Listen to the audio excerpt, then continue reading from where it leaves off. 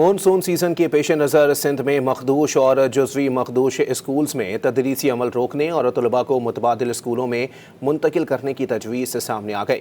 محکمہ تعلیم سندھ کے مانیٹرنگ ونگ نے صوبے کے 30 اضلاع میں 6220 اسکولوں کو مخدوش اور خطرناک قرار دیا ہے۔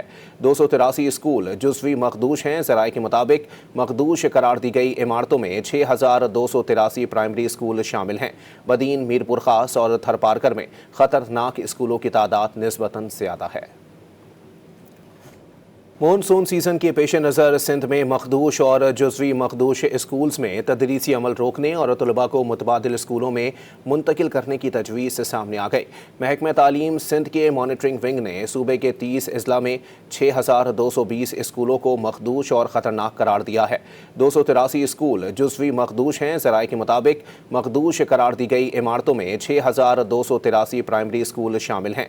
بدین، میرپور خاص اور تھر پارکر میں خطرناک اسکولوں کی تعداد نسبتاً زیادہ ہے۔